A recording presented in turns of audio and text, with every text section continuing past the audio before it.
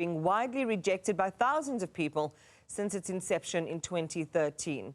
The project was part of government's efforts to pay billions of rands, which were used to fund the Gauteng Freeway Improvement Project.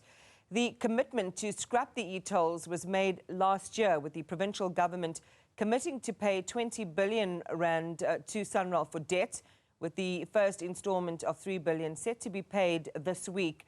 The roads agency has collected over 200 million rand from Gauteng motorists from e-tolls. Let's talk about expectations from the Finance MEC's briefing today, and I'm joined by the Automobile Association spokesperson, Layton Beard. Layton, good morning. Thanks, as always, for your time. This has been an issue and a saga over the last many years, till its conclusion this year, that the AA has been watching quite closely. 6 months on, the money is ready to be ponied up. It's going to have big ramifications. We can talk about that just now, but your expectations from this briefing today? Well, I mean, I think the same message that the MEC has given, that you know, this is a huge burden on the province, and the province is on the brink of financial ruin. You know, we're going to be running bankrupt. I think we're going to hear the same message again, and I think they're trying to drive home the message that the previous system, which was in place by SANRAL, was the preferred system, and now we're saddled with this huge debt that we have to pony up, and it's going to cost us more in the long run. And obviously, you know, from our point of view, that doesn't hold any water. I think, Iman, you know, to your point, that is, I think, the message that we're going to hear again today. So here's the breakdown, right? 20 billion rand for the collective debt. 12 of that is for the actual debt. The rest is on interest, and the other, I think it's around 4 billion, on maintenance itself. Just talk to us about that maintenance piece. So the gantries were meant to be switched off. We did hear from then Transport Minister Chikunga that there were going to be some other creative uses of the gantries and so on. Talk to us about, I mean, that's a huge amount of money. It is a huge amount of money, and you know, I want to place this in context for you, Iman. You know, we talk, and the MEC talks a lot about the fact that we're running out of money and there's this huge debt that we have to pay. But in the 2023-24 financial year, the Gauteng government paid almost 3 billion rand to the private concessionaire of the Gautrain for low ridership levels on the Gautrain. And that's 3 billion rand that we believe should never have been spent in the first place. Now, that's 3 billion rand that was spent over 1 year. In the previous year, since 2012, Gauteng has spent from its transport budget somewhere close to 18-20 billion rand on Gautrain, which is a private transport system. Now, that money, in our view, should have been spent on public transport in the province and used for other things rather than the elite system of the Gautrain, which, by the way, is now looking to expand. A very weird decision in our view. But the point being is that it is expensive to maintain roads. And when you, as the MEC, and he says he wants to ensure that public funds are maintained properly and there's accountability, well, you've got to be asking yourself some serious questions about where are we spending our money and where are we going to get the best bang for our buck. Now, we look at places like Soweto and other areas in Gauteng, like Mamelodi and Atteridgeville and Hammanskraal, and we have to ask, is there proper public transport and road maintenance in those areas?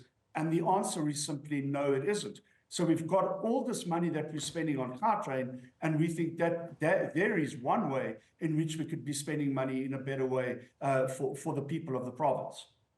And I'm sure there'll be a lot of people, especially commuters directly, who will concur with that position, Layton. So in spite of all of these and some of the challenges we've spoken about, now the MEC is saying, you know what, we've got the situation under control.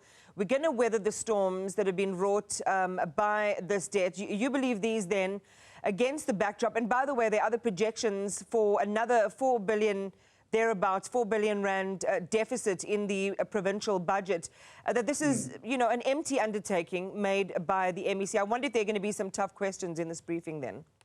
I think there certainly will be tough questions. I'm not going to preempt and say, you know, it's an empty undertaking. I think we'll need to wait and see, and obviously how this plays out. But I think on the face of it, when we see where money is being spent at the moment, And quite critically, when money is not being spent properly, we have to raise some very hard questions. And I absolutely foresee that the MEC will be facing very hard questions about the money that is being allocated in certain areas right now.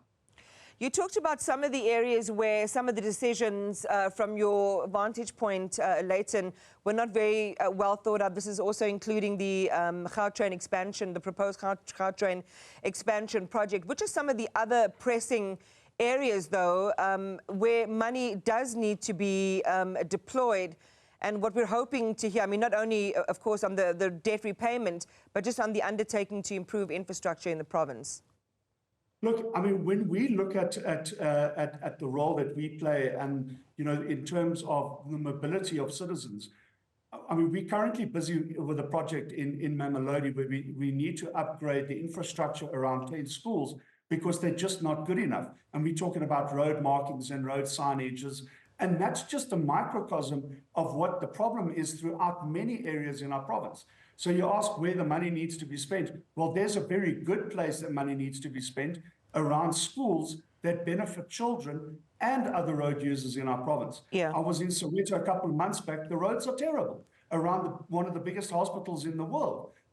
There's something that we need to be looking at. And in addition to all of this, do we have enough public transport to service the needs of all the citizens in our province? And the answer simply, Iman, is no, we don't. So there's another place that we need to be spending money. I want a 20-second, and I know you can do this, Layton, just on the petrol price relief that we're expecting for the month of October. Thoughts? Very significant, quite substantial. It's the 5th decrease in as many months. Very good news for consumers, going to bring the price in line with what it was a couple of months back. So I think everybody's going to be very happy when the official announcement is made, hopefully later today, and the adjustment is made at midnight on Tuesday night. Layton Beard, AA spokesperson, thank you very much for joining us this morning. I'll take you